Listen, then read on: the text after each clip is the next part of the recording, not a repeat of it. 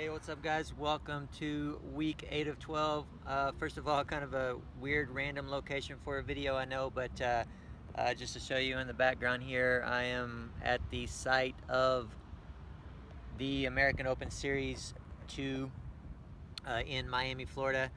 So this is just kind of the best place that I could find, far enough away from all the craziness that's inside of the casino and the competition venue, actually, that's going on behind me right now. But anyway, definitely wanted to get with you guys on what's coming up in the program this week. The biggest thing is finally some relief from the squats, as I told you last week. You're still going to be back and front squatting on the same day, and that's going to continue for the rest of the cycle, but definitely a lot lighter. You got a lot less weight to do.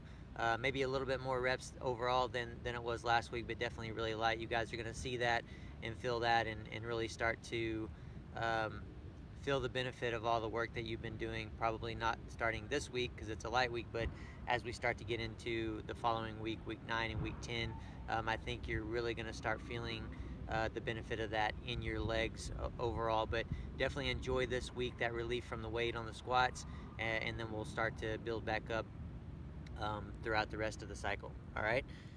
Another big thing this week is going to be the transition into more regular snatches and clean and jerk. What does regular mean? Regular means, well, snatching from the floor, squat snatching from the floor, squat cleaning from the floor, and your version of the jerk, whether that be split. Most of you, that's going to be split. Some of you guys, it may be power. Some even less of you may be squat. I don't know that we have any squat jerkers on the program, but I know there's a couple power jerkers out there. So whatever your competition style is or your test style is, that's what I'm talking about: regular snatch and regular clean and jerk. So you're going to see that in there twice each this week, and the snatch, 2 regular snatches and 2 regular clean and jerks. But we're going to be moving into those with light and medium lows this week, and then of course, as usual, we'll kind of progress up from there as we get into week 11, and then we'll start backing off so we can test at the end of week 12.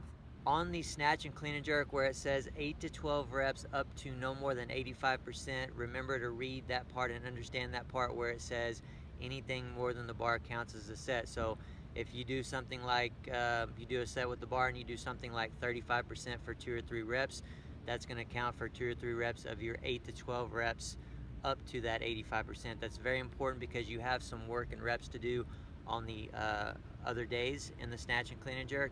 So make sure that you're just 8 to 12 reps total up to that 85%, up to no more than that 85% in the snatch and clean and jerk. Again, you know, that will continue through the next couple weeks, but we'll raise that range up a little bit. For example, in week 9 will be 90%, and so on. So pay attention to that. We want to keep your overall volume at a certain level, and this is going to be part of that. Okay. Also, you have a little bit of relief from the deadlifts, so meaning you've been doing a lot of snatch deadlifts from the blocks, a lot of regular clean deadlifts from the floor, where you've been just relentless with sets of 5 on that, building up over many weeks, and you're not going to have any in the program this week, so enjoy that because it's not going to last long. We'll add some regular snatch deadlifts back into the program on week 9, and then at some point you'll do a few more clean deadlifts as well.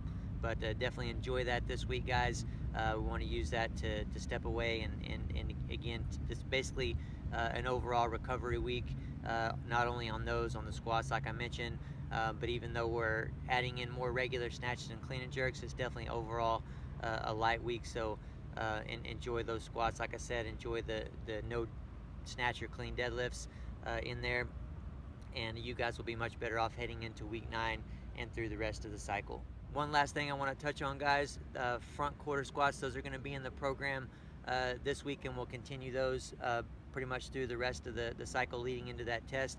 I like to say this is kind of a magic exercise, just like the overhead quarter squats that you guys have been doing, but it's adding straps to the front quarter squats like we're going to. It's just a great opportunity not only to overload your front rack and to really try to get some comfort and strength just in that range of motion and in the standing position with the hold, but because you're strapping yourself to the bar, as all of you guys should have felt from doing that with some front squats up to this point, and as you will this week as well, It's really going to give you a good stretch in your front rack where you as an individual need it the most. And I know that that's going to carry over a lot to your give you some good insurance in the clean to maintain a better front rack position, but also the insurance of just having that heavy load in the front rack to help you make sure that you have some again insurance between the clean and the jerk. I know I call it a magic exercise because I know I got so much benefit from doing that on a regular basis in my programming, as well as the overhead quarter squats. All right, so that's it for this week, guys.